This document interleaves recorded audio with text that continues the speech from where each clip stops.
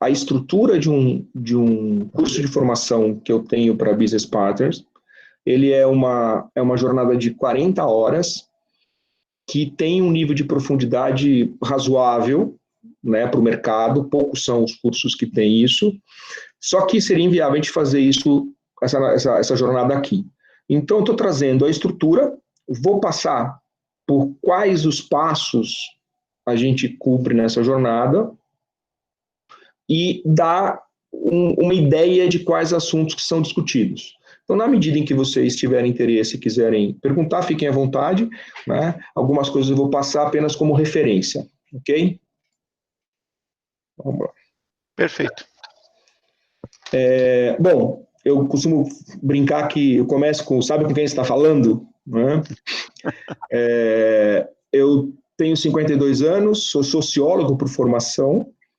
Eu brinco que quando eu me formei não tinha emprego para presidente da República, foi na época que o Fernando Henrique já tinha ocupado a vaga, e aí eu tive que trabalhar e fui fazer RH.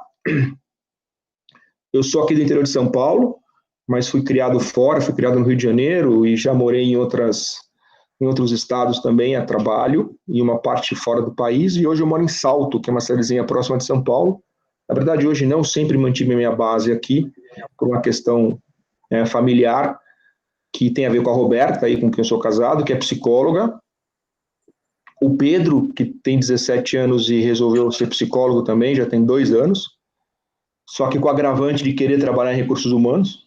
Então, vamos ver onde vai dar.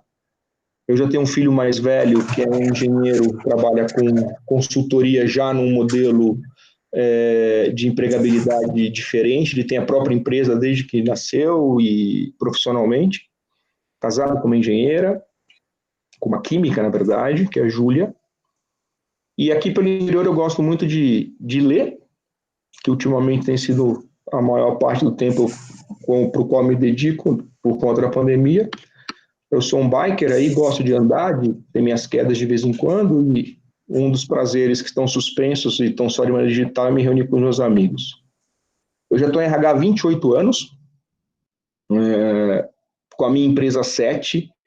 Da minha carreira de 28 anos, eu naveguei a metade como especialista, um pouco menos, 12 anos como especialista, e a maior parte como business partner. Então, esse é um tema que eu vivi profundamente, desde entender os primeiros modelos, implementar errado, de novo implementar errado de novo, a implementar certo, né? E há 7 anos dentro de um projeto de vida que eu construí já aos meus 40, eu tenho a minha empresa. Nessa minha jornada como especialista em business partners, eu passei por empresas como Unilever, IP, Brasil Quirin, ou na verdade Skin Carol, durante o processo de transição. E a ideia que eu levo para o treinamento, este é um material exatamente igual do treinamento, e que eu trago para cá, é criar um ambiente de suporte ao aprendizado. Legal? Como a gente não tem muito tempo, talvez a gente não consiga fazer a apresentação de todos. Bom, o treinamento, ou esse processo, ele tem 3 grandes objetivos. Um é desenvolver o chamado CHA, conhecimentos, habilidades e atitudes. Um segundo, que é promover reflexões sobre a atuação do RH, do ponto de vista operacional, tático e estratégico, e compartilhar ferramentas que sejam úteis, né?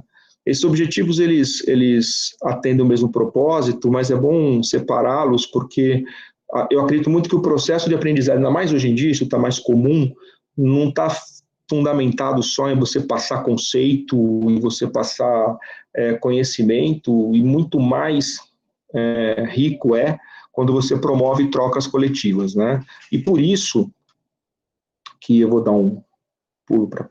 E por isso que mais para frente eu vou explicar como é que eu conduzo. Bom, esse processo de formação, ele tem 5 passos, basicamente, além da abertura. Se a gente olhar a primeira coluna, que é uma maneira de enxergar o movimento, eu parto de um cenário macro, então a gente vinha falando agora há pouco, quer dizer, como o cenário de negócios está estabelecido e como isso impacta a área de recursos humanos. Quer dizer, hoje em dia a gente tem forças que atuam em RH que não tinham antes. Num segundo momento, eu faço uma exploração que vai no seguinte sentido: ok, dado que o cenário é este, né, das organizações e de RH, qual que é o papel que RH tem que ter dentro do mundo dos negócios? Um pouco de competências e postura, numa abordagem um pouco mais de como que eu me posiciono, não ainda no nível das competências do ponto de vista de mais detalhado. Num terceiro momento, a gente entra em cada uma das competências. Né? Ok, quais são essas competências? Elas estão divididas de que maneira? Como que eu faço avaliações dessas competências? E a gente também faz, durante o treinamento, durante o exercício, a construção de planos de ação. Okay? Dito isso, eu acrescentei dos mesmos autores que embasam esse modelo conceitual, duas outras etapas que são muito úteis para profissionais de recursos humanos. Isso vale inclusive para especialistas, né? Mas o foco aqui é business partner, que é o seguinte: tá bom, estas são as competências para eu navegar no contexto. Mas como é que eu, como RH, também posso, como é que você, né, Júlio, pode me ajudar a pensar como é que eu estruturo as capacidades da minha organização, que é um conceito que também tem algum tempo e que a gente precisa de ferramental. E aí tem um outro capítulo desta conversa, né, que é sobre a dinâmica de pessoas e grupos. Porque, via de regra, quando eu falo via de regra, normalmente, a gente encontra profissionais de RH que são, primeiro, que têm a vocação ou têm o desejo de trabalhar com pessoas, são apaixonados por isso. Parte deles teve alguma formação acadêmica que traz conceitos de como uma pessoa funciona, como que o cérebro de uma pessoa funciona, como que funciona individualmente, como que funciona em grupo, mas normalmente esse conhecimento ele é vago, porque ficou lá atrás na academia. Então, o que a gente encontra muito na área de RH são profissionais que têm muito boa vontade, paixão, mas têm pouca formação técnica. Porque assim como finanças, assim como marketing, assim como operações, existem técnicas para você conduzir as atividades de RH. Né? Não basta gostar de gente. Né? Então, assim, eu costumo dizer que se você gosta de gente, né, você vai fazer psicologia e vai fazer atendimento. Né?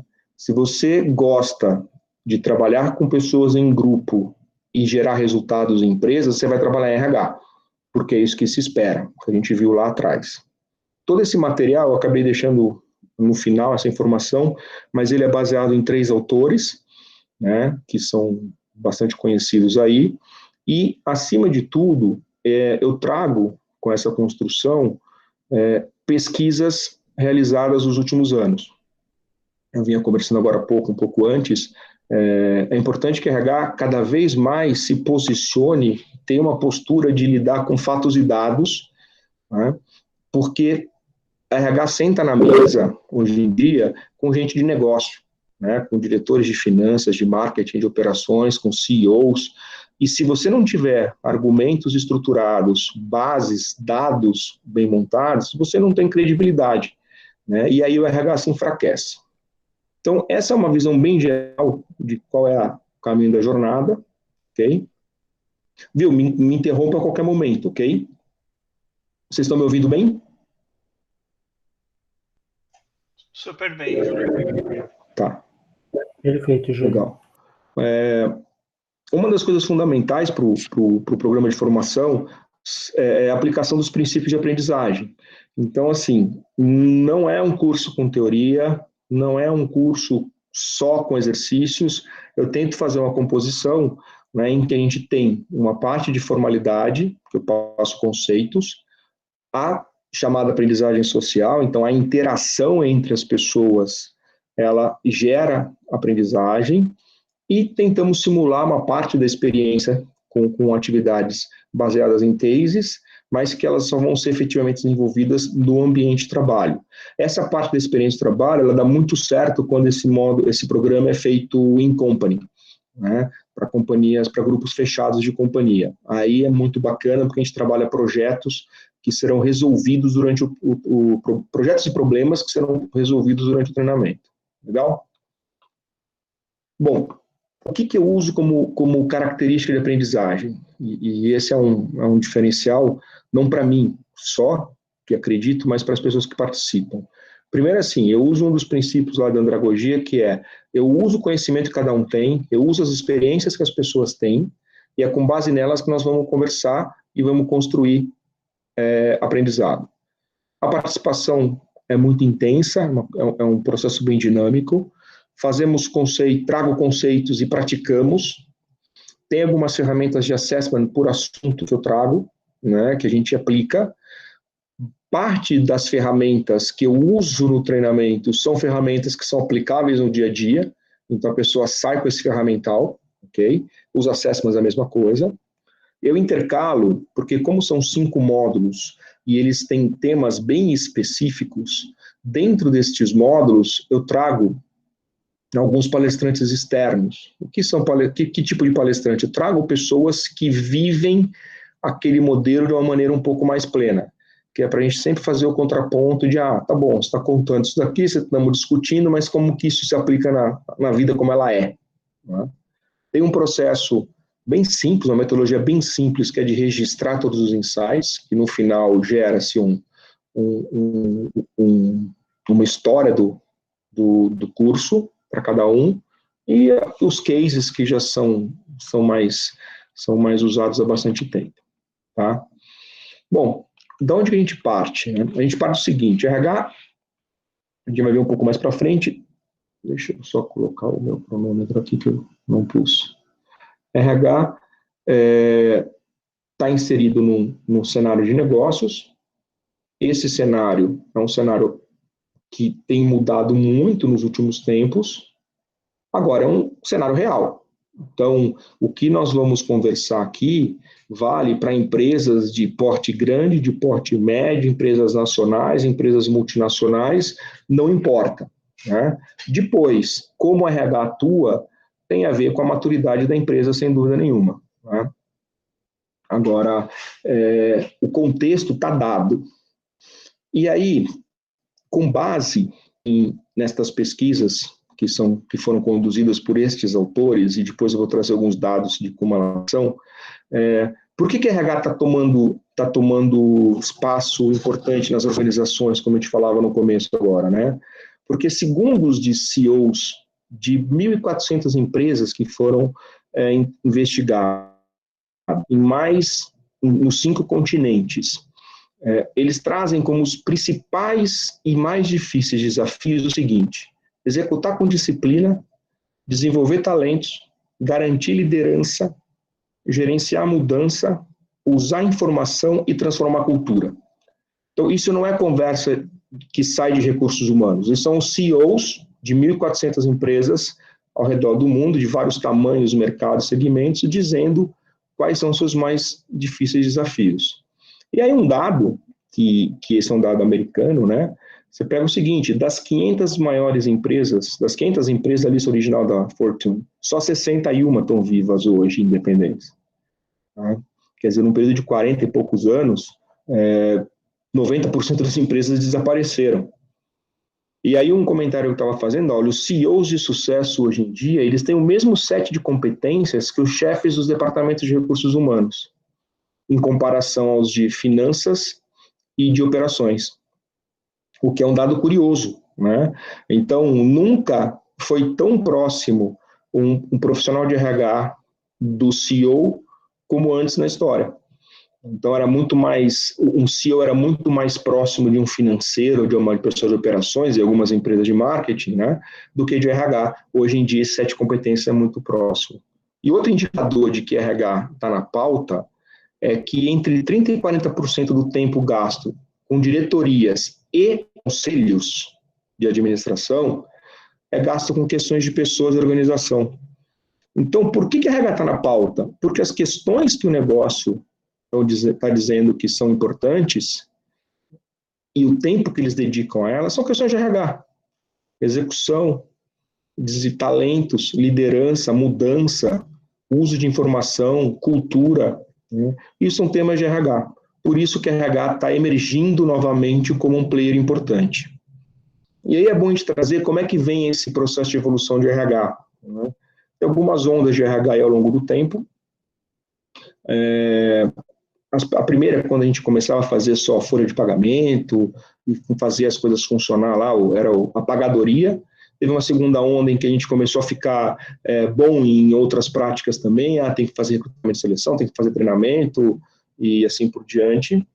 E depois tem uma terceira onda, dos últimos 20 anos, até 5 atrás, 4 atrás, né, em que a RH se concentra em práticas individuais alinhadas à estratégia.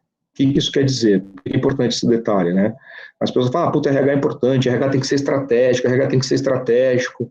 É verdade. Só que era muito mais um RH segmentado, quer dizer, como é que é desenvolvimento de talentos, como é que é recrutamento, como desenvolvimento, como treinamento, como relações trabalhistas funcionam de maneira estratégica. E ainda assim olhando para a estratégia da empresa, como dada. Então, isso aqui é a nossa estratégia, vão e executem. E já existe uma quarta onda, há 4 anos, foi investigada há 2 anos atrás, né, mas já tem uns 4, que é um RH que já é voltado para fora. O que significa isso? É um RH que não está mais dependendo da estratégia da companhia para funcionar. Ele se conecta com o mercado, e ele influencia a estratégia da companhia. Eu vou trazer um exemplo para vocês, que é bem conhecido no mercado, não sei se vocês conhecem o exemplo da Disney, que é o fato de que profissionais de RH participam de pesquisa de satisfação com o cliente, participam de atendimento ao consumidor, vivem experiências externas para trazer para dentro da organização a tradução de como é que eu pego aquela experiência e traduzo em valores internos, como é que eu transformo isso em treinamento, como é que eu uso o que os clientes esperam para selecionar. Para vocês terem uma ideia, tem alguns exemplos, eu me lembro de um de tecnologia e um de aviação, em que as empresas envolvem os clientes no processo de recrutamento e seleção de executivos. Eu nunca tinha ouvido falar disso. Então, eu vou sentar lá na Unilever, eu vou contratar um Key Account e eu vou chegar para o Carrefour e vou perguntar, Carrefour, quais são as competências que você espera de um profissional aqui da Unilever para ser seu parceiro? E ele participa do processo. Parece absurdo, né? Mas isso acontece. Bom, que caminho nós fizemos? Tem um cenário diferente, o mercado está falando que os problemas que os executivos enfrentam são problemas de pessoas, RH está começando a evoluir para isso. Só que RH não atua de maneira isolada. E aqui tem 2 características que são importantes e novas para o papel de RH. Primeiro é assim, a gente tem que saber que tem 4 forças que estão impactando a RH. O contexto de negócios, o VUCA, que todo mundo já conhece, que é a questão da volatilidade, da incerteza, da complexidade, da agilidade, só que muito mais rápido. Os stakeholders que começam a cobrar a área de recursos humanos. E também tem uma questão de contexto pessoal, as pessoas estão mudando. Então, estas 4 mudanças exercem uma força muito grande sobre as áreas de RH, sobre os business partners. E um detalhe é assim, vocês se lembram que a terceira onda era um RH mais estratégico, mas é um RH ainda mais segmentado por área, né? Quer dizer, os profissionais ou business partners se desenvolvendo como um profissional ou especialista ou a pessoa de serviços. Agora, já existe um consenso de que não basta você ter bons profissionais de RH, você tem que ter a área inteira funcionando bem. Isso é um diferencial para quem trabalha em organização. Bom, eu entro nas 4 forças, né? Então a primeira é o contexto de negócios. Então a gente tem tendências ao longo do mundo que estão impactando de maneira muito importante o RH. A pessoa pode falar, mas a minha empresa é uma empresa local, não é uma multinacional. ela vai se enquadrar seguramente, se não nos 6 em 5 das tendências.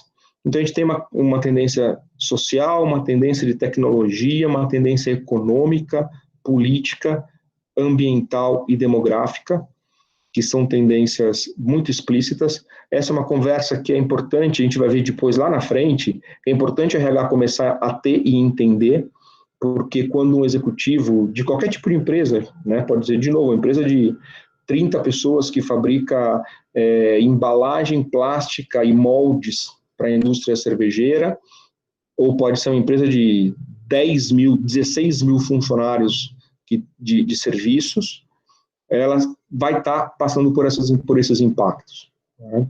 Então, para cada uma dessas tendências, existem oportunidades, que é a segunda coluna, e implicações para RH. Né? Então, vamos pegar um exemplo. A gente pega uma empresa que é uma empresa que não é nada sofisticada, mas pega uma empresa de call center. Né? É uma empresa cujo o impacto social é gigantesco para a RH, porque determina claramente onde contratar, como contratar, quanto pagar. Né? Nós tivemos agora, recentemente, empresas com a questão da pandemia, de call center, com sérios problemas, porque teve que ter gente trabalhando em casa, mas tinham funcionários que tinham uma condição social em que não tinha internet de banda larga. Bom, como é que você põe a pessoa em casa? Porque a rua não é asfaltada, não tem energia elétrica. Então, estou dando exemplo sempre para mostrar que não é só uma coisa muito futurista, muito prática. Né? E aí a gente tem que entender cada uma destas, e durante essa jornada a gente faz exercícios em que as pessoas param e refletem, tá bom, como que a demografia impacta o meu negócio? Ah, mas como demografia? Eu sou de RH, tem que ficar pensando em demografia? Sim, né? Acabei de dar um exemplo de uma população de baixa renda que trabalha para você, que não tem internet, que não pode trabalhar remotamente. Né? Ou, se você está numa empresa que vai investir num nicho de mercado que vai ser impactado pelo ambiente, por exemplo, bom, como que isso vai impactar a RH? Olha, a gente tem um exemplo que eu acabei de dar, né? Restrição de embalagens por questões ambientais de um fornecedor para a indústria de cosméticos, que impactou todo o processo de desenvolvimento de equipamento dele. Ele teve que mudar para diminuir o tamanho das embalagens. Então, RH tem que estar atento, porque isso vai bater ou em recrutamento, ou em treinamento, ou em desenvolvimento. Outro conjunto de forças que também é mais comum é o VUCA, né? Que é a volatilidade, incerteza, complexidade e ambiguidade. Então, para cada um deles, de novo, gera-se uma série de preocupações ou impactos que a RH tem que parar para pensar. Né? Então, a volatilidade, os ciclos de inovação de produtos, por exemplo, a indústria de bebidas é altíssimo, altíssimo. Então, como que a RH vai ajudar a desenvolver a cultura da inovação? Né? Como que a RH vai ajudar a desenvolver treinamentos, né, ou mudança de mindset para que as pessoas da indústria de bebidas sejam mais ágeis? Né? Então, por aí vai.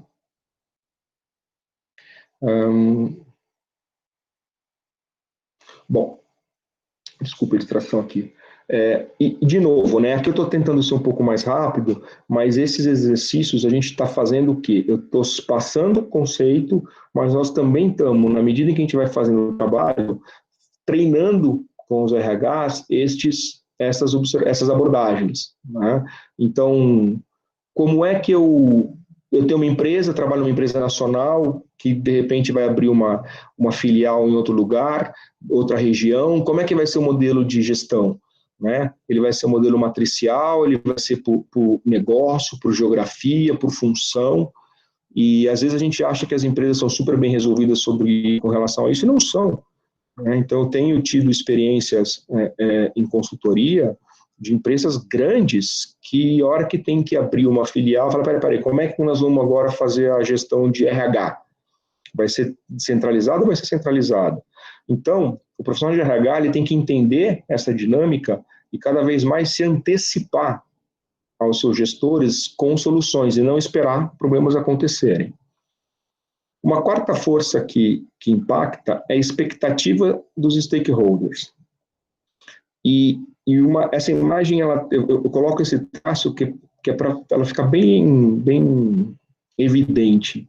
RH, tradicionalmente, não é mais tão comum, mas é um RH que se divide entre atender colaboradores e gestores. E cada vez mais a gente nota que para atender todos os stakeholders, 4 de 6 estão fora da organização, não estão dentro. Estão fora. Então, se eu sou um RH de uma empresa familiar, média, que o dono está no conselho, eu tenho que olhar para ele como investidor. Quais são as expectativas que ele tem com relação ao meu negócio? Quando eu sou um RH que estou numa empresa média ou grande e tenho que fazer uma apresentação num conselho de administração, como é que eu vou para lá? Eu vou para lá olhando para a minha matéria de RH, eu vou para lá com a minha bagagem de RH, ou eu vou para lá sabendo e conhecendo quais são as expectativas desse investidor? Tem um exercício que a gente faz que é muito bacana, em que eu peço, a gente faz a dinâmica, e eu falo o seguinte: faça uma lista dos 5 principais stakeholders que você tem. Tem gente que não sabe quem são os acionistas ou os investidores, tem gente que não conhece consumidor, né? E quando eu falo conhecer consumidor, não, de novo, hein, não é mais só na teoria. Não, eu sei que não sei quem compra da gente. É conhecer profundamente. Porque a gente vê no treinamento em detalhes que é o seguinte: quando o RH quis ser um RH estratégico, ele batalhou muitos anos para sentar na mesa, para ser recebido na mesa, né, da diretoria, para poder estar lá, participar das reuniões do conselho, e agora que sentou, ele tem que contribuir, né, porque ele está do lado da tigrada, como a gente fala. Então, se você não souber, numa reunião de conselho, se posicionar, ou não precisa ser numa reunião de conselho, pode ser numa reunião de segurança de 1 minuto, no chão de fábrica que as indústrias têm, para falar de segurança, que está lá o supervisor, o operário. Se você não souber se posicionar, você não vai conseguir influenciar e ganhar espaço para recursos humanos. Então, essa é a outra força. E uma quarta, que é bastante importante para RH, né, é o que a gente chama dos 6 Is do contexto pessoal. A gente mudou. Né? O público que trabalha hoje em dia mudou. Então, se a gente pegar o primeiro item à esquerda, né, a intensidade das relações estão completamente diferentes. Né? A gente é bombardeado o tempo inteiro por disputa, né, e disputa de todo tipo, desde disputa de concorrente, a disputa política, a Big Brothers, né, ou brigas por WhatsApp, ou conflitos em Facebook. E hoje existe uma tensão, né, em que as explosões emocionais estão cada vez mais frequentes, as pessoas já esperam. Puta, eu sei que o chefe vai estourar, eu sei que o dono vai ter um piti, eu sei que o meu colega do RH vai surtar. Né? Essas são expressões populares, mas que estão cada vez mais presentes. Tem um processo de individuação que é muito relevante. Né? Então, eu já sou de uma geração, eu vivi essa transição já em tempos de consultoria em empresa. Então, as pessoas são muito incentivadas a ter sua própria marca. Né? Você tem o conceito de brand, de marca, que ia para produto, foi para a empresa, agora foi para as pessoas. Se você pegar, por exemplo, eu estou com duas propostas em empresas de tecnologia, é incrível a movimentação que tem das empresas de software. Né? A pessoa não tem interesse em manter vínculo por muito tempo. Eu tenho na minha família uma geração que está vindo de profissionais, de engenheiros, financistas, e é uma moçada que a agenda deles, não é a agenda da empresa, não. Né? E aí, como é que a gente lida com isso? Tem a questão do isolamento. Então, as pessoas estão cada vez mais nos seus casulos. Tem uma expressão inglesa que é legal, que é o Soho, né, nos seus pequenos escritórios e nos seus home offices. E agora, com a pandemia, isso está mais intensificado ainda. Então, está todo mundo muito conectado, mas sem se conectar pessoalmente. Como é que eu gero engajamento? Gerar engajamento não é só se conectar na hora marcada. Há quem diga que a gente trabalha muito mais porque a gente parou de perder tempo, né? Então, as reuniões, elas são agendadas pelos aplicativos e pelos softwares, então ela começa às 10, né? 10:01 começou. A gente está ganhando tempo com isso. Né? Mas e todo o processo de relacionamento não verbal? Né? Os encontros randômicos, que a gente chama, que a gente se encontrar no cafezinho e lá descobrir que está acontecendo alguma coisa, ou aquela conversa que você tinha no corredor e que te gerava demandas. Né? Sumiram. Como é que a gente lida com isso? Temos que saber lidar com isso. Tem uma questão de indiferença, que é uma questão muito interessante. Essa pesquisa traz isso, que é muito, muito, muito legal. Então, a gente saiu de uma geração em que as pessoas... a gente vem de uma sequência de gerações e que a geração seguinte sempre gerou mais riqueza que a geração anterior. Sempre avançou. Quando eu falo sempre, isso é um dado estatístico, evidentemente que vão ter exceções, né? Mas é muito comum os filhos irem mais longe do que os seus pais, né? Os pais terem ido mais longe do que os avós. Então, a gente que conheceu pessoas que vinham do interior, da roça, e tiveram vida na cidade, e agora os seus filhos foram para as empresas, esse ciclo, pela primeira vez, nos últimos séculos, se quebra. Então vem uma geração aí que não necessariamente vai ganhar mais riqueza do que os seus pais. Né? Aquela geração que ainda vive com os pais até os 30, que não se preocupa tanto em acumular, que não dá tanto valor para algumas questões que a geração anterior dava. Por outro lado, tem a questão do imediatismo, né? Uma geração que quer retorno sem investimento de longo prazo. Longo prazo é a semana que vem. Então, é um paradoxo que existe aí, mas nós temos que lidar com isso. Quem trabalha no mundo corporativo sabe do que eu estou falando, né? E os em grupos, né? Que é o mundo com cada vez mais subgrupos. Não são as ilhas, me escapou o nome agora, são as tribos. Né? Bom, como que essas forças que estão agindo na sociedade e vão para dentro da empresa impactam a atuação de RH? RH tem que se dar conta disso, saber lidar com isso. Tudo bem até aqui, gente? Se ninguém responder, não tem ninguém. Alguém quer levantar algum questionamento? Fique à vontade. Opa, tudo bem até aqui? Júlio, tudo bem. Ótima leitura do contexto atual, das transições. Muito legal também essa demonstração das forças. Achei muito interessante isso daí. Então, são coisas que estão no nosso dia a dia. E assim, vocês estão vendo a apresentação, ela sumiu, né? Voltou. O tempo inteiro, eu trabalho com passar a informação, mas, acima de tudo, mostrar que RH tem que correr atrás desse tipo de informação. Né? E isso não é mais um assunto para a sala de aula. Né? Isso é um assunto para o RH que quer estar na vanguarda. Ele tem que estar atento a tudo isso. Né? Deixa eu achar aqui. Presentation. Bom, legal.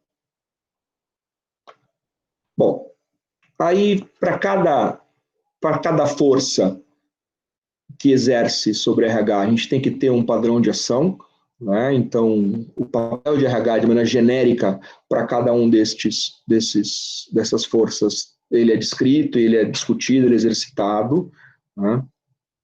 Então, eu já passei por quase todos eles com vocês, né? E aí a gente parte para o modelo, né, e para os dilemas que a RH vive. Então, recapitulando, tem um mundo dos negócios que tem grandes desafios. Os CEOs dessas empresas entendem que os mais difíceis desafios são aqueles que têm a ver com RH, mudança, cultura, talento, recrutamento, e RH é impactado ao mesmo tempo forças da organização, da sociedade, que fazem com que ele fale, eu tenho que trabalhar diferente, porque se eu trabalhar como eu sempre trabalhei, eu não vou dar conta de fazer a empresa ganhar dinheiro. Aí tem os dilemas típicos dos business partners, né? Esse conceito do dilema a gente explora bastante, porque ele é um fator, ao mesmo tempo que ele é muito impactante nos profissionais de RH, faz os profissionais de RH sofrer bastante, ele é algo absolutamente normal, é algo absolutamente natural de qualquer sociedade, e que a gente tem que, na verdade, não é resolver os dilemas sempre, porque eles vão se suceder, vai sair um, vai entrar outro. A gente tem que aprender a navegar neles. A gente tem que aprender como que funciona a cabeça de uma pessoa quando ela é colocada num dilema e que tipo de ação eu posso tomar para ajudar a diminuir ou superar o dilema. E aí, bom, isso aqui é um dos exercícios apenas que eu deixei, que a gente faz uma avaliação de como que está o nível de RH, né, com base nessas características bem simples. E aí a gente vai avançar para, tá bom, dado que, recapitulando, eu tenho um cenário de negócio que faz com que os CEOs identifiquem os problemas mais importantes. E eu descubro que esses problemas mais importantes, hoje em dia, são exatamente os relativos a pessoas. E descubro que a área de RH precisa se desenvolver individual e coletivamente, e ainda por cima é afetada por um conjunto de forças. Tá bom, e aí, o que eu faço? Eu posso chorar, posso me aposentar, posso mudar de área, ou posso me preparar para enfrentar esse cenário, ok? E aí a gente entra no conjunto de competências e vamos entrar no detalhe de cada uma delas. Lembrando que para cada um desses módulos, a gente faz exercícios práticos, a gente tem o depoimento, a gente tem a troca de ideia, então a gente faz assessment, bom, quais são as competências que hoje estão instaladas no RH, que tipo de característica que nós temos, e assim por diante. E as competências no modelo do David Urich, eu não sei se eu comentei, né, o slide ficou para o final, que é o embasador conceitual deste modelo, o David Urich, que é o cara que, na verdade, desde 87 pesquisa empresas de RH pelo redor do mundo, está aqui, né? Da onde que vem esse modelo que eu uso para preparar profissionais de RH? Né? Foi um modelo que foi usado comigo, né? Claro que no tempo, né, eu sou da turma que reconheceu ele lá em 92 para 97, né? E veio se aprimorando a cada ciclo de 5 anos. Então, esse é um modelo de competências que ele tem alguns diferenciais. Por que eu digo isso? Existem vários modelos de competências de recursos humanos. Vários modelos, não há exclusividade. Esse é apenas um deles. Né? Esse é o que eu mais me identifico por este conjunto de informações. Primeiro, assim, ele pesquisa no canto direito lá 1.400 empresas, mais de 30 mil pessoas são entrevistadas. Deste universo, só 10% são RHs, né? E você tem aí 90% ele chama de associados, que são quem? Que são os CEOs, os boards, as diretorias, os line managers, que são os parceiros de RH, e pode ter nível de supervisão, nível de coordenação, e também eles entrevistaram pela primeira vez pessoas do mercado, ok? Então, ele não usa só o autorreporte, modelos, eu não vou citar consultorias globais, por uma questão de ética, mas existem alguns modelos multinacionais e nacionais, mas que exploram só a realidade do RH. Então, assim, eles partem do, bom, o que você faz, o que você vive, qual que é a formação que é requerida, então vamos formatar aqui o conjunto de competências. Eles não, eles falam o seguinte, bom, quais são as competências e como que as competências têm que impactar nos resultados. Eles usam o feedback 360, a amostra é global, então se a gente pensar que modelos, que algumas estruturas como RH, finanças, bom, hoje em dia todas, né, marketing, estão cada vez mais conectadas, a questão de ter relacionamento não, ter uma visão global é super importante. Mas eu trabalho numa empresa de seguros, outro exemplo real, né, meu. Eu tenho 2 empresas que eu atendo, uma é 100% nacional, outra é uma parceria com uma empresa nacional, uma empresa francesa. Quer dizer, a empresa nacional quer saber o modelo que a empresa francesa usa, porque ela quer replicar aqui.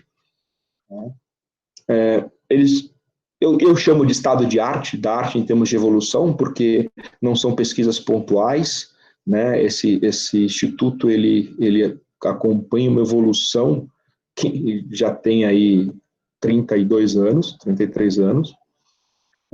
Eles fazem uma análise estatística bem bacana, eles são muito sérios e olham as competências da pessoa e da área, como eu disse para vocês. Não basta o profissional de RH, mas qual que é a percepção da área. Aí tem uma máxima que eu sempre trago nas discussões, que é, para vocês que trabalham no mundo corporativo, já trabalharam, vocês certamente já ouviram a seguinte situação, se você é de RH.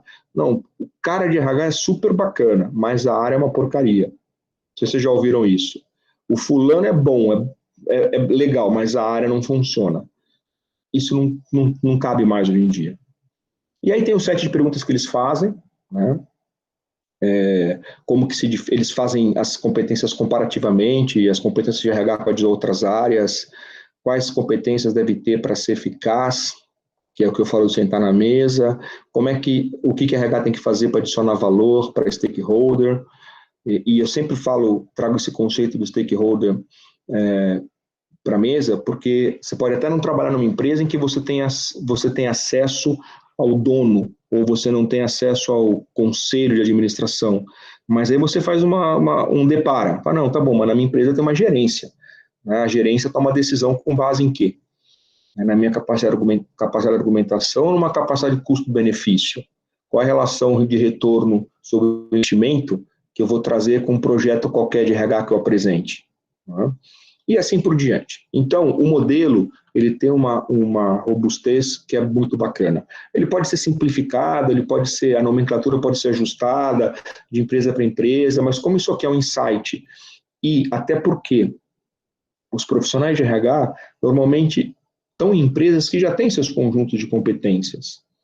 Mas, de novo, usando o treinamento como um exemplo de ferramenta, se a gente de RH começa a pensar por conta própria, a gente interfere no modelo de competências da empresa. Não precisa ser mais um modelo dado ou copiado. Bom, essas pesquisas ao longo dos anos trazem alguns conceitos. Então, tem conceitos aqui, então, do tipo, RH tem que ser parceiro de negócios com o line manager, tem que estar no dia a dia com ele, tem que adicionar valor, e não é mais valor só para funcionário ou empresa, para os principais stakeholders, pode ser acionista, pode ser cliente, tem que ser estratégico, mas um conceito diferente daquele antigamente. Eu vou só ver o que precisam que eu faça e vou tentar fazer um recrutamento estratégico. Não. Eu tenho que conhecer do ambiente de negócio, tenho que mergulhar na estratégia da companhia, tenho que montar uma organização para atender essa estratégia, e aí sim eu vou pensar nas prioridades de RH. Então, até a estrutura de RH, que é a organização, tem que ser pensada de acordo com a estratégia. Tem que ter uma governança, essa estrutura de RH tem que estar alinhada com a organização. Eu estou vivendo, eles não são meus clientes ainda, mas estou vivendo um caso agora que uma empresa está se reestruturando, está integrando vários negócios diferentes, da área financeira, de benefícios e cartões, e eles têm vários negócios e estão tentando entender agora como montar uma estrutura. Estou dizendo uma empresa de 1.500 funcionários, 700 terceiros, e que, por exemplo, tem gestores de alto calibre e estão em dúvida de como vão montar a organização de RH, até que ponto ela é centralizada, até que ponto ela é descentralizada, mas, normalmente, e aí um pouco daquela conversa nossa do começo, né, o modelo mais estruturado e comum hoje é ter a área de expertise, desculpe, aqui está em inglês, que são os experts, tem uma outra área que é de processamento, que é o shared services, né, tudo que é transacional, e ter os business partners. Né. O conceito por trás aí é shared services, serviços é coisa de escala, então se você puser o máximo centralizado possível, automatizado e com autosserviço e interatividade, ótimo, você ganha escala, tem pouca gente envolvida nisso e quando muito terceirizado. Você tem uma área de expertise, que é quem está antenado o tempo inteiro no mercado, desenvolvendo soluções com o que tem mais novo de tecnologia, em recrutamento, treinamento, o que quer que seja. Os parceiros de negócio que estão ali do lado, fazendo a leitura do dia a dia, a tradução das necessidades e também, para empresas que são muito grandes, implantando aquelas decisões que são corporativas. Tem um conceito de transformação de RH, um conceito de entrega de RH, que aí volta a questão de como é que eu administro talento, liderança, organização, como é que eu desenvolvo capacidade das organizações, como é que eu mexo com cultura, mudança, e por fim, o RH de fora para dentro, como eu estava dizendo para vocês. Okay? Bom, dado que temos um conjunto robusto de investigação e alguns conceitos estabelecidos, a gente vai entrar no modelo de competências, que é o mais recente, que é o que eu, inclusive, penso que ele vai trazer, ele está sendo, esse autor ele foi convidado para o CONAR, ele é o palestrante principal do CONAR, e ele vai fazer uma abordagem disso, pelo que eu soube, associado à nova realidade de trabalho em função da pandemia. E aí, a gente olhando para essa mandala, a gente vai notar que ela tem um eixo central, que são ali os orientadores centrais, em que tem 3 competências: posicionador estratégico, navegador de paradoxos, que está no centro, que ele chama de ativista crível. Temos 3 facilitadores estratégicos em cima, que é o campeão de mudança, guardião do capital humano e administrador de remuneração total. E os facilitadores de base: gerente de compliance, designer de análise e intérprete, integrador de tecnologia e mídia.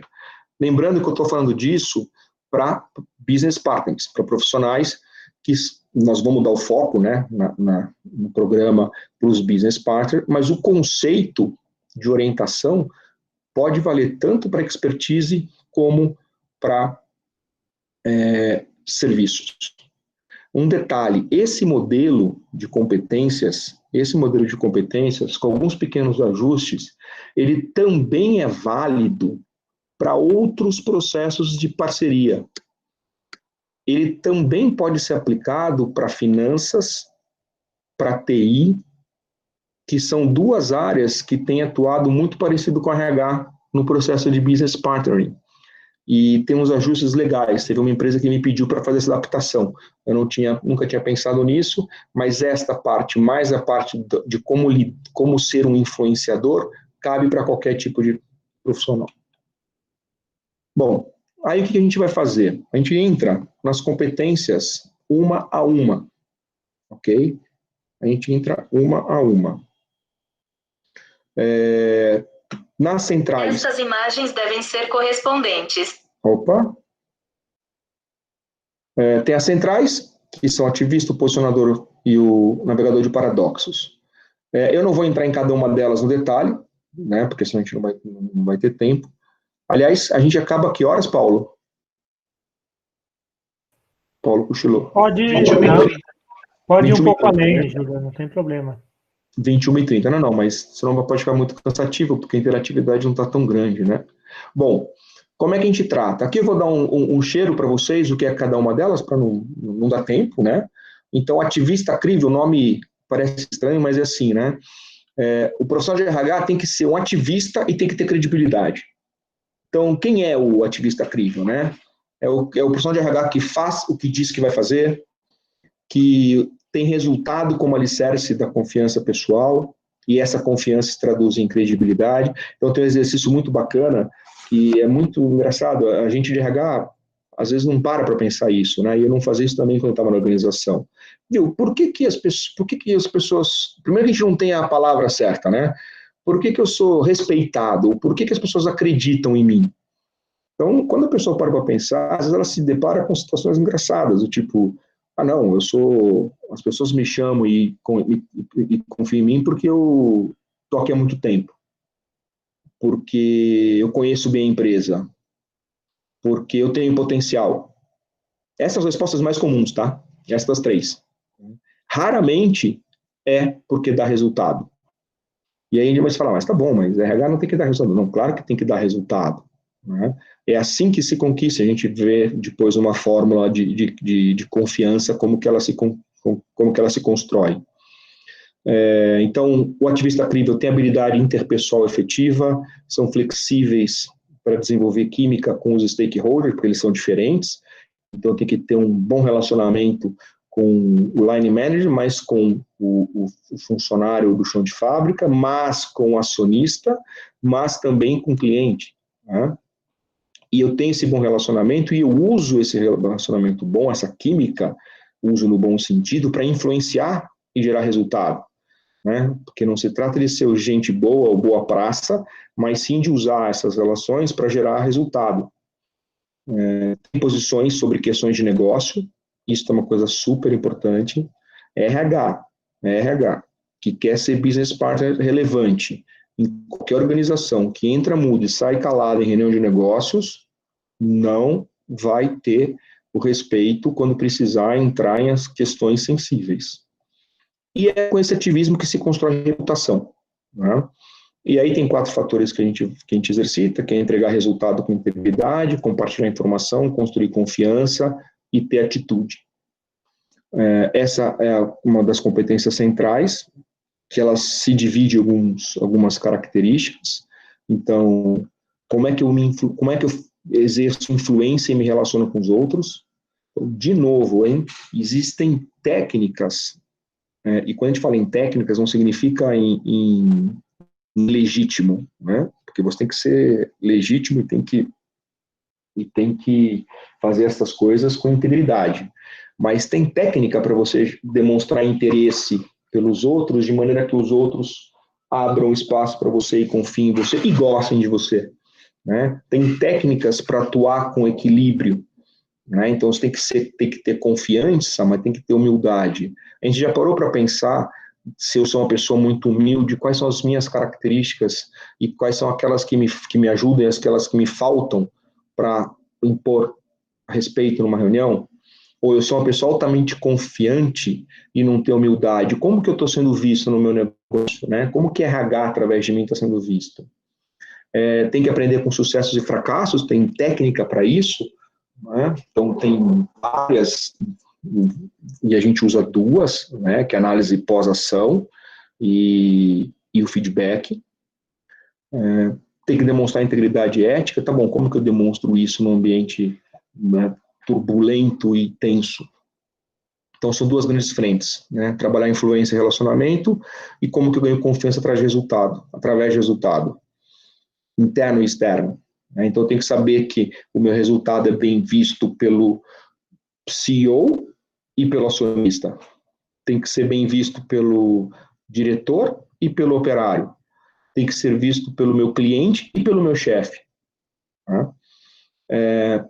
O RH tem que ser alguém que tem a capacidade de enquadrar ideias complexas de maneira simples e fácil. Então, não pode ser complicado, tem que conseguir fazer essa tradução, então tem que ter habilidades de comunicação acima da média, tem que ser persistente, porque a gente sabe que, né, não tem céu de brigadeiro, e tem que ter história de entrega de resultado.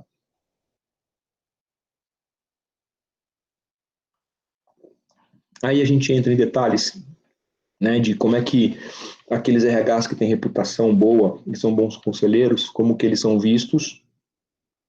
E a gente faz alguns exercícios, né?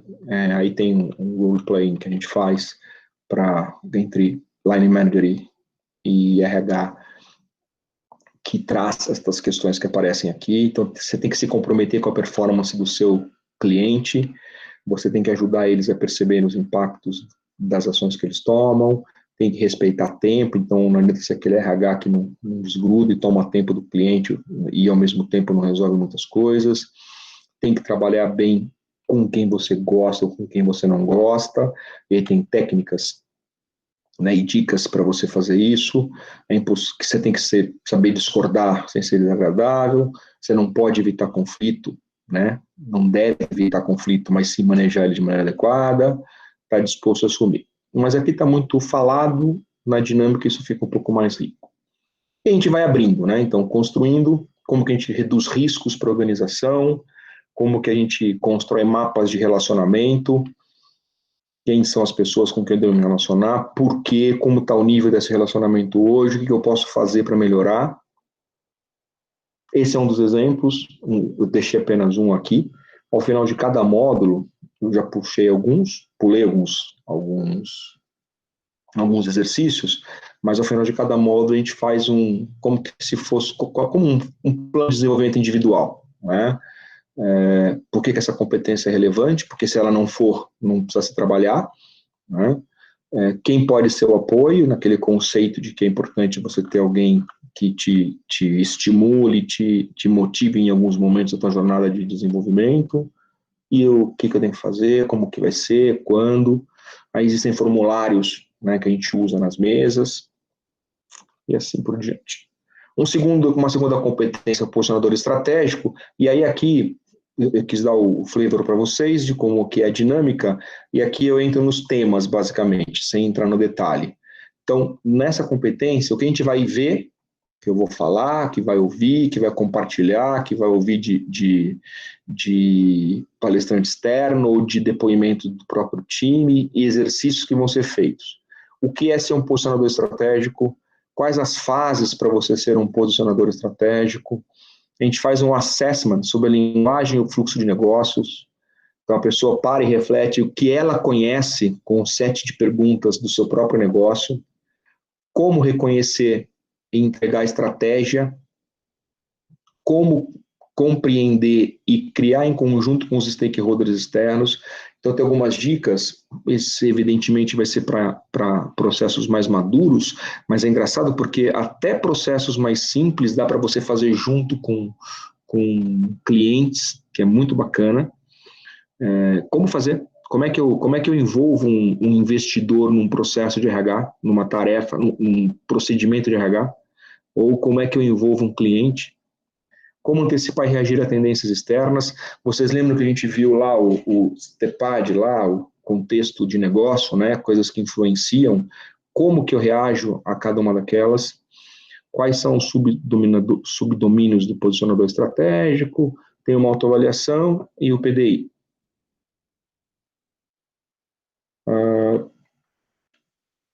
Uma abertura um pouco maior aqui para vocês. Então, assim, quando a gente fala de posicionador estratégico, o que eu estou trazendo aqui? Então, vamos não só mostrar o curso, mas a gente conversar um pouquinho também, né? O que é ser um posicionador estratégico?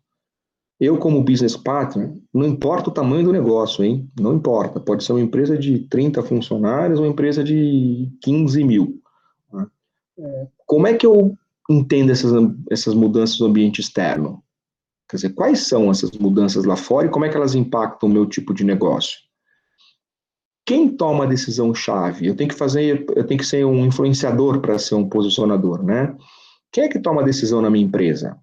Como é que eu me relaciono com essas pessoas? Quais são as expectativas de clientes externos? Quem são? Hoje em dia eu não tenho nenhum contato, mas você sabe identificar quem são, quem não são? Eu tenho, isso não é autopromoção, mas eu nunca me esqueço, a primeira promoção que eu tive a uma posição de executiva, era quase gerente, mas, eu fui mostrar, teve uma visita do board, e veio uma pessoa importante de RH da organização, e eu fui levar ela na visita à fábrica. Era uma fábrica, eu trabalhava na Unilever ainda nesse tempo, aqui em Indaiatuba, e eu fui fazer a visita à fábrica com essa pessoa. E eu apresentei a fábrica. Aí no final ela me falou, escuta, mas me disseram que ia ser uma pessoa de RH que ia me acompanhar. Você não é de RH, não era um diretor aí de fora. Não, eu sou de RH, sim. Eu não imaginava. Então, uma das facilidades que eu tive na minha carreira foi que eu já gostava de ter esse processo de envolvimento com o negócio. Hoje em dia isso é quase que inato para alguém de RH, né, no papel de business partner, ou não. E assim por diante. Questão de sobrevivência até, né, Júlio? Oi? Questão de sobrevivência, eu diria, inclusive. Conhecer do negócio. Não tenha dúvida, não tenha dúvida, não tenha dúvida. Eu contei esse caso que foi um impacto meu, mas eu tive um professor para isso, para ser esse profissional, né? 2 anos antes, eu estudava na Unicamp, eu sou formado pela Unicamp, fui ter lá palestra para o programa de trainees da Unilever, e eu cheguei mais cedo para ver a cara do povo lá. Eu nunca me esqueço da João Viziac, João Carlos Viziac, eu cito o nome dele. O João estava lá, eu não conhecia, comecei a conversar com ele e tal, curioso.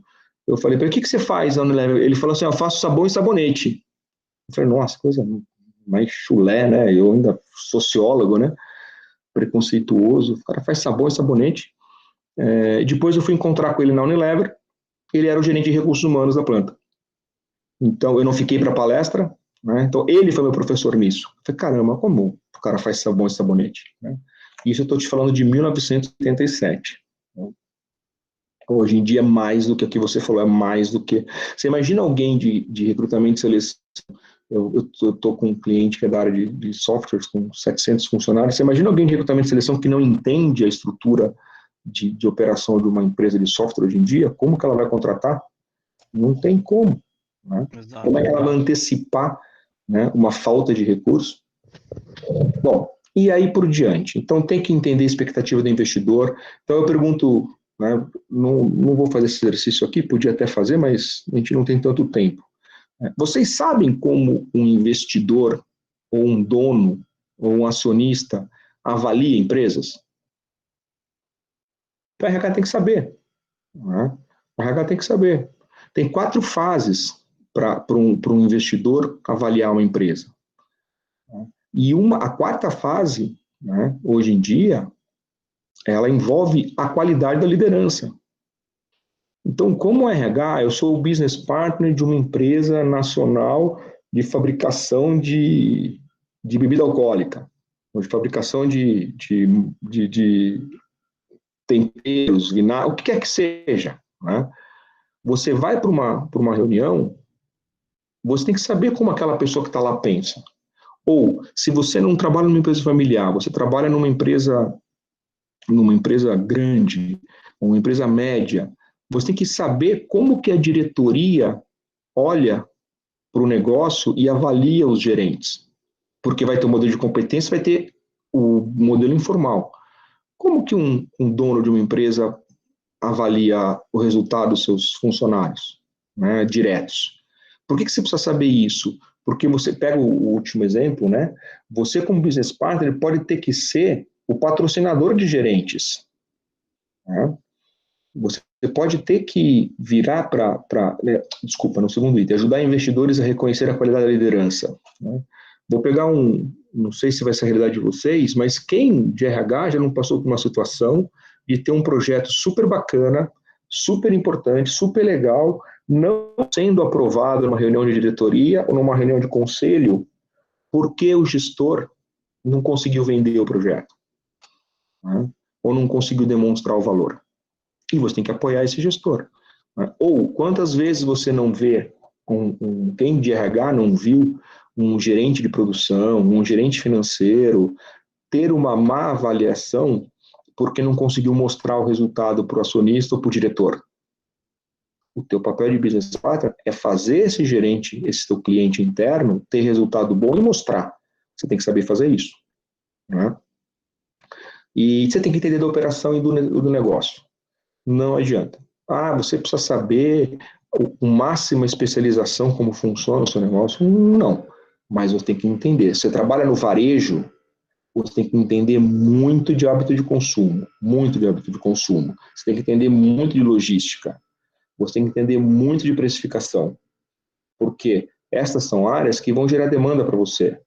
Ou para treinar pessoas de finanças, de logística, de vendas ou de atendimento, ou para contratar profissionais dessas áreas, né? Ou para você identificar uma possível crise. Né? Eu tive a oportunidade infelizmente foi um risco, era um risco grande de uma empresa que eu trabalhei, não faz sentido dizer, mas um risco logístico muito grande que ia aparecer por falta de competências na área. Eu consegui, com base no meu entendimento de negócio, isso é um fato real, né, sinalizar para a empresa, falei, olha, vai acontecer uma crise no centro de distribuição da região X, porque o grupo de pessoas que está lá não entende como trabalhar com substituição tributária e blá, blá, blá, blá. E quase que aconteceu um rombo de alguns milhões de reais que foram evitados.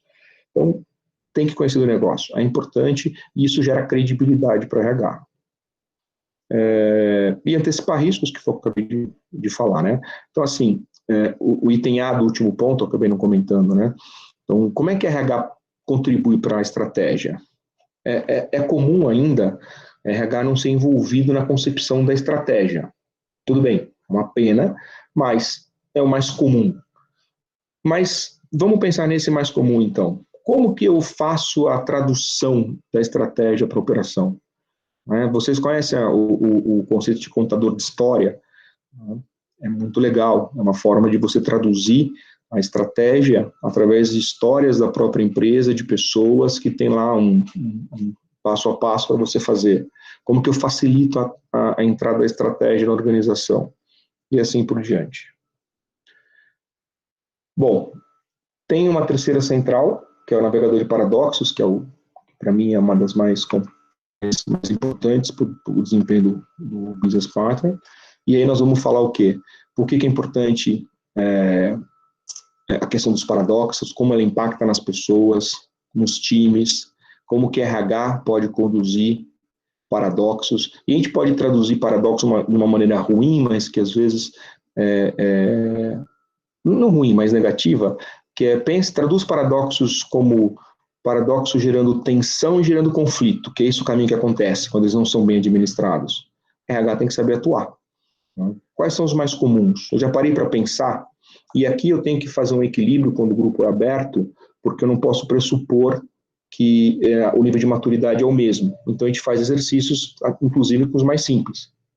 Bom, quais são os paradoxos mais comuns na sua empresa? A gente lista quais são, com base num set que eu apresento. Como é que eu me torno um bom navegador de paradoxos? Como é que eu exercito os paradoxos no meu dia a dia? Quais são os que eu tenho, Júlio, na minha empresa? Aí tem o conceito de transcender, como eu transcendo um paradoxo. Quais são as habilidades que eu preciso ter para ser um bom navegador? A gente faz um assessment dessas habilidades, individualmente, compartilha isso e aí faz um PDI. Eu gosto do conceito de navegador que ele traz, é bem bacana, porque a gente costuma falar de gerenciar paradoxos, mas gerenciar é uma coisa um pouco mais controlada, mas que se resolve fácil. O navegador não, tem hora que você tem que ir para um lado e para o outro, você tem que aproveitar o vento no sentido que ele está, fazer uma volta um pouco maior para preservar as pessoas e a embarcação que é a empresa. Isso aqui eu não vou entrar no detalhe, mas como funciona o impacto do paradoxo na organização. A pessoa está lá, quer fazer do jeito dela, ninguém fala como ela, sai fazendo, chega outra, diz que não é assim, isso gera uma tensão que pode gerar apatia ou conflito, e aí? Isso é no indivíduo, mas em grupo é diferente. Vamos trabalhar. Quais são os paradoxos mais comuns? Então, esses são os mais gerais. Eu tenho que pensar no modelo global, no modelo local. Eu tenho que pensar que eu tenho que estabilizar e padronizar o processo que o pessoal da manufatura quer, mas eu tenho que também saber negociar com vendas e marketing que quer flexibilidade. Eu tenho que ter tempo para coletar informação para tomar decisão, mas às vezes eu tenho que tomar decisão de coletar todas as informações. E aí, o contrato de fora ou de dentro, o gerente quer ir para o mercado, você quer promover, ou vice-versa. Modelos de controle, que são super discutidos hoje em dia, como é que a minha empresa opera, comando e controle, com base em grupo semi-autônomo, empoderamento e assim por diante. E aí as discussões, elas fluem de acordo com o nível da turma, com a realidade, não o nível, com a realidade da turma. Quais são as competências, quais são as habilidades, não competências, que são necessárias para se navegar com paradoxos. Então, vamos lá, olhar uma a uma, fazer um assessment. A gente migra para as competências facilitadoras estratégicas, campeão de cultura e mudança, guardião de capital humano e administração de remuneração total. Então, recapitulando, a gente tem um conjunto central de competências que fala o seguinte, eu tenho que saber posicionar a organização de maneira estratégica, eu tenho que navegar por paradoxos, aqui, e eu tenho que ser um ativista crível, eu tenho que agir e ter credibilidade no que eu faço. Isso é o centro da atuação do Business Partner. Mas eu também tenho uma atuação com competências estratégicas que facilitam a entrada de estratégia. E tem a ver com cultura, mudança, um guardião de capital humano, observe que é diferente o conceito, e recompensa. Okay? Então, são 3 competências que a gente explora da mesma maneira, né? O que é ser campeão na mudança, quais são as tendências, como ser um campeão de mudança e cultura melhor, quais são as habilidades específicas para fazer mudança. Veja bem, aqui não é um curso de Change Management, né? Eu tenho uma outra atividade que é Change Management, mas são os conceitos básicos para qualquer gestor.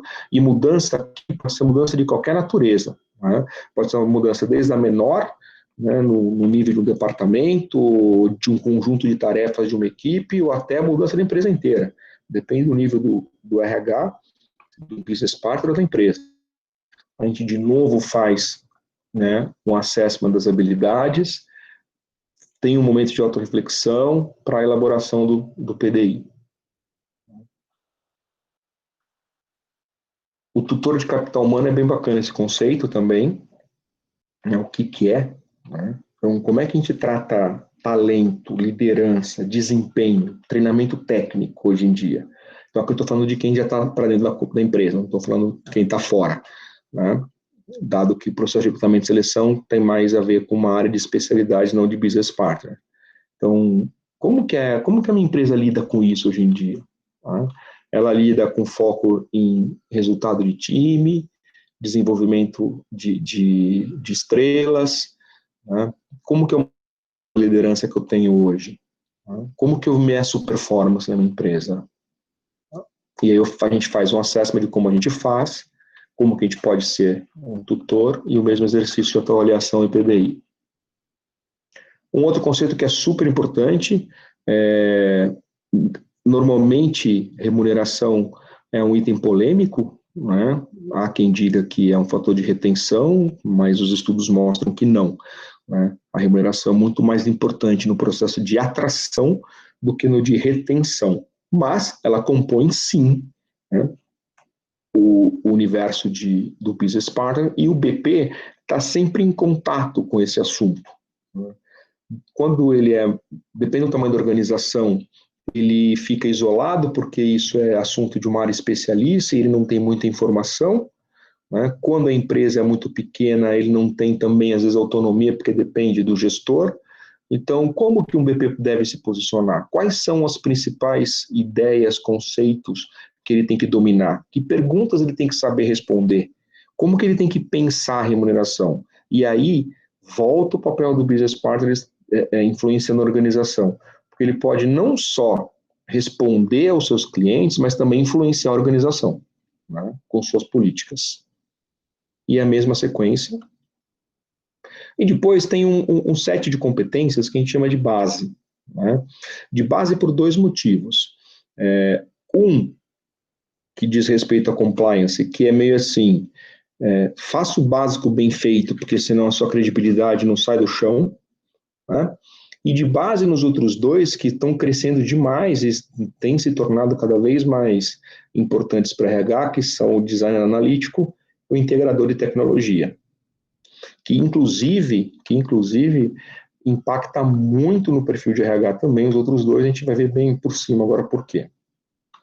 Então, gestão de compliance, o nome compliance é muito genérico, né? Mas assim, quais são, o que é essa gestão de compliance? Como que um business partner deve atuar? Qual que é o meu papel diante de uma irregularidade? Ou como eu posso, né, conhecendo muito bem os requerimentos legais de um negócio, como eu posso me antecipar a problemas? Como a legislação, por exemplo, em determinado município, com relação à jornada de final de semana, pode impactar na abertura de um comércio? Como um acordo coletivo que está numa região diferente da que eu estou acostumado a trabalhar, pode impactar no processo de concessão de benefício? Como que, de novo, né, um acordo coletivo é o mais comum para RH, né, e a legislação trabalhista, pode impactar a empresa num processo de compra de um outro negócio? O que eu tenho que pensar? Quais são os impactos? Se eu quiser mudar uma pessoa de um negócio para o outro, de uma área para outra, né? Então, a gente explora um pouco isso também, que é um papel super importante, super importante. Essa é uma das competências do futuro, o designer analítico. O que é ser um designer analítico integrador? quais são as tendências emergentes e como você pode ser um designer analítico.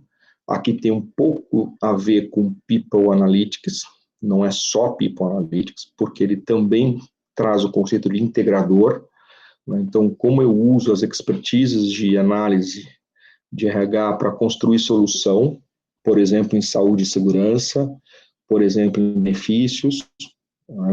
São coisas que a gente explora no exercício. E o integrador de tecnologia e mídia. Esses dois têm gerado zonas de interface, esse e o anterior, de RH com áreas de comunicação. No passado, comunicação interna fazia parte de RH, mas era uma coisa muito primitiva, focada quase que eu brinco em ser entregador de jornal, o abastecedor de mural de informação interna, né? Hoje isso é muito mais sofisticado.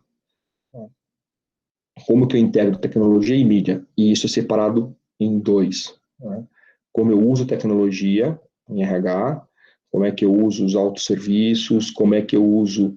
São 4 fases diferentes, né? Tem desde de automatizar, autosserviço, integrar e gerar experiências com pessoas de fora, né? E você pode falar, puta, isso é muito abstrato, né? Não é. Quando você pega, por exemplo, os grupos de WhatsApp, desde grupo de WhatsApp até esses grupos abertos que compartilham salários, né, que existem no mercado hoje, como é que eu lido com isso? Como é que eu trabalho com essas informações a favor da organização, né? Como é que eu sou um RH, um influenciador? A gente fala de marca de empresa, a gente falou de marca pessoal, como é que o que tem no mercado, como que funciona, como que eu uso isso no RH. Isso é uma coisa que não é tão comum, não é tão comum estar estruturada. Ela é muito comum de acontecer, mas vai na raça. De novo, tem técnica para isso. Então, o que acontece? A gente passa pelas competências, que estas são as mais atualizadas do mercado para o profissional de RH, segundo este modelo. E a gente vai eu trago mais duas outras abordagens que complementam esse entendimento, que é como é que eu construo capacidade organizacional, como é que eu alinho estratégia, cultura, prática e comportamento, como criar um ambiente de trabalho significativo, como criar um ambiente de trabalho que gere propósito. Se fala muito hoje em dia, né? Eu comentei lá no começo, essa nova geração, que ela não está mais só pelo dinheiro ou pelo cargo, ela quer um propósito. Eu me lembro bem da gente ter tido um conflito, um paradoxo, para resolver alguns anos atrás, numa empresa que eu trabalhei, em que a gente começou a ter problema para encontrar jovens que quisessem ser expatriados. Vocês já pensaram nisso? Né? A gente não encontrava, estava caindo o número de pessoas interessadas em ser expatriadas. Mas como assim? Né? Pois é, eram pessoas vindas de classes abastadas, que já tinham tido experiência na juventude de morar fora do país, já é uma geração diferente. Não quero sair daqui. Eu quero outra coisa, eu quero ter tempo para a família, quero ter uma vida diferente. E tivemos que buscar alternativas e pôr estratégias diferentes para a movimentação de pessoas. Abordamos esse tema, que diz respeito ao quê? Como eu identifico as capacidades organizacionais da minha empresa, quais são capacidades organizacionais comuns nas grandes empresas, quais são as técnicas, como que eu identifico a cultura que eu quero ter, quer dizer, o assessment de cultura, como que eu faço o alinhamento de estratégia, cultura e prática, como que você pode ser, passo a passo, um bom construtor de capacidades, como criar um ambiente e assim por diante. E, por fim, um item que eu passei, nós falamos um pouco antes, que diz respeito ali, quando a gente fala de navegador de paradoxos, ou quando você fala do processo de influência, tem algumas competências que exigem do profissional de RH entender como funcionam indivíduos e grupos, que é um exemplo que eu comentei numa conversa informal antes, que isso é técnica, né? Isso é técnica. Quando eu vou para uma reunião, por exemplo, como que funciona um grupo? Né? Quando chega uma pessoa nova num grupo, não sei se vocês sabem, mas o ser humano tem um comportamento típico quando ele chega num grupo. Existem certos comportamentos que são esperados para uma pessoa que quer ser aceita no grupo. Né? Por outro lado, como é que eu lido com características diferentes? O que eu faço com uma pessoa que nunca fala numa reunião? Eu respeito a timidez, eu estimulo a participação, eu sofro com a falta de contribuição dela, ou eu fico feliz porque não está sendo importunado? Como lidar com isso? Né? O que eu tenho que observar numa equipe? Quando você fala de indivíduo, existe uma forma das pessoas pensarem para se comunicar, reagirem aos conflitos, reagirem em situações de embate.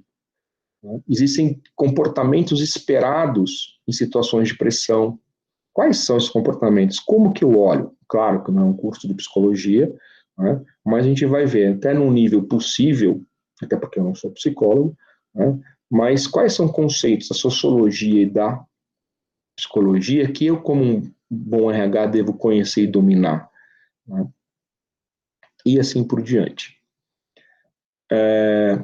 Bom, eu tentei, ficou muito falatório, completamente oposto do que é o treinamento, mas era uma forma de compartilhar com vocês.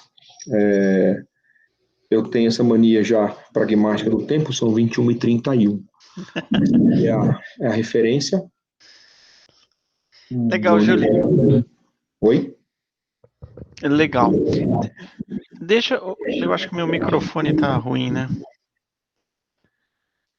Paulo, você quer fazer essa pergunta da Cris? Por favor, porque eu acho que o meu microfone está dando retorno. A questão é o seguinte, a última pergunta da Ana Cristina Moraes, né? Júlio, você tem percebido um movimento nas contratações de analista para atuarem como business partners?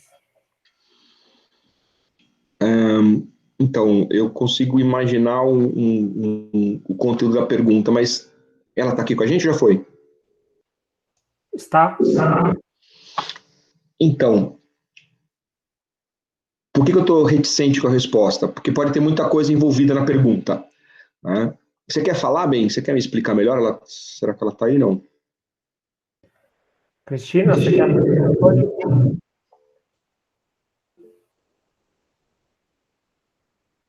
Ela não está conseguindo desabilitar.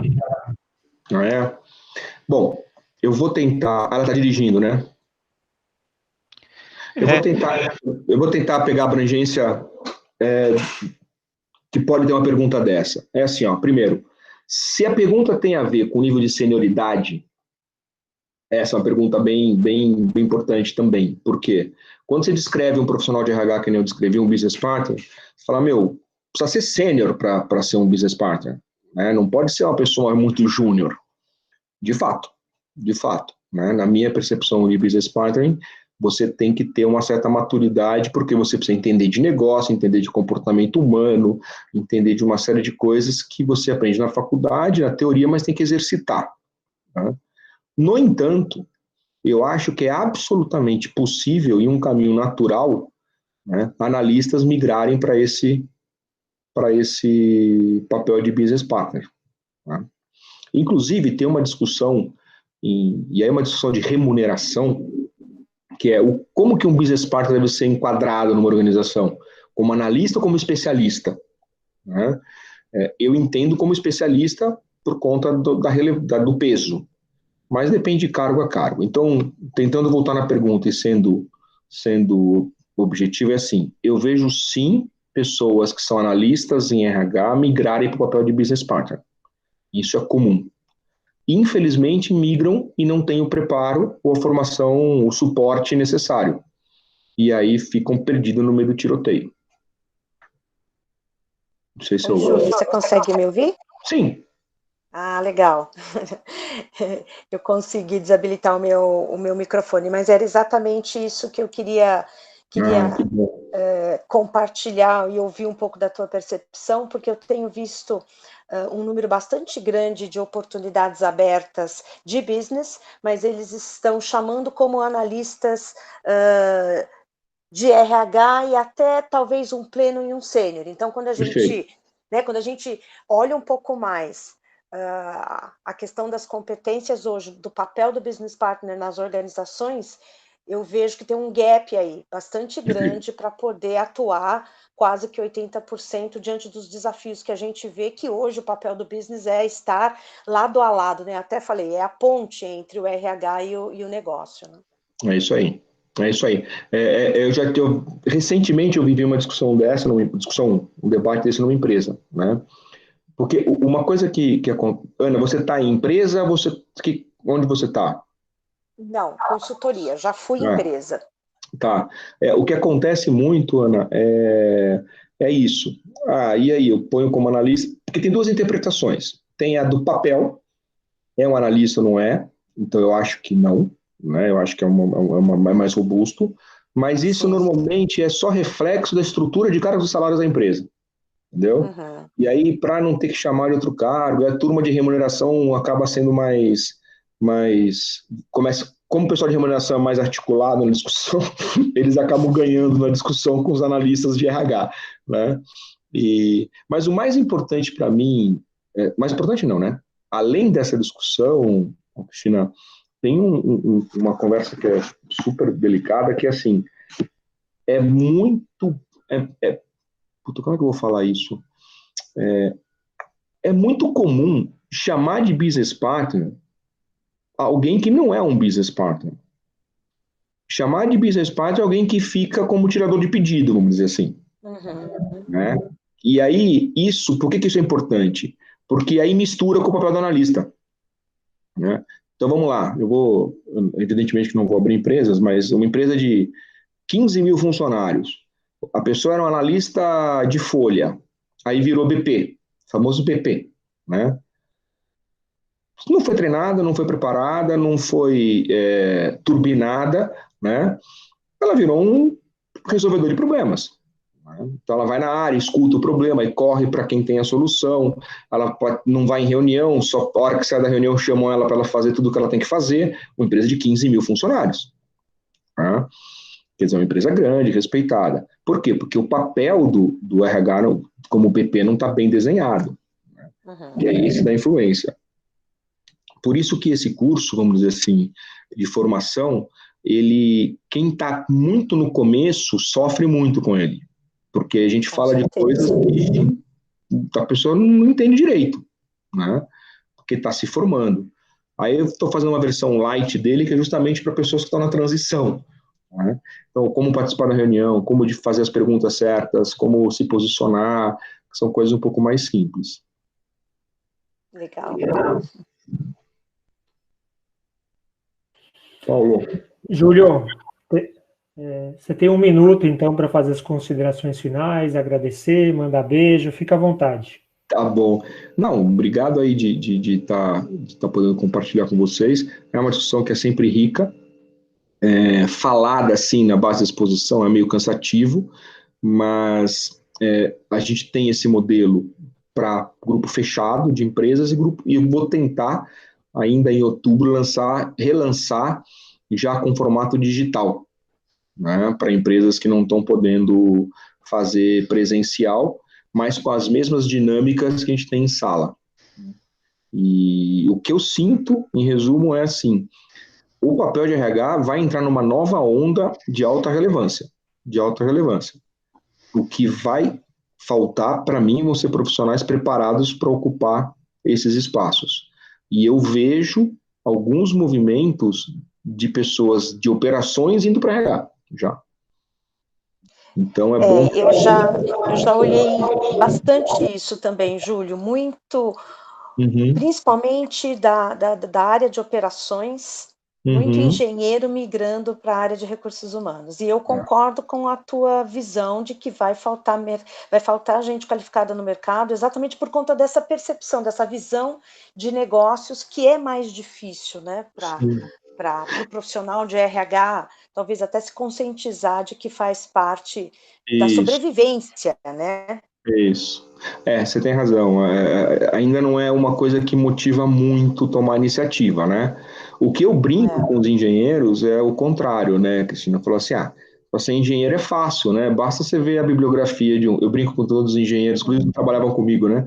Bom, qual é a bibliografia para um curso de engenharia? Cálculo 1, 2, 3, geometria analítica e geometria espacial. Pronto, né? O nosso são milhões de livros de humanas.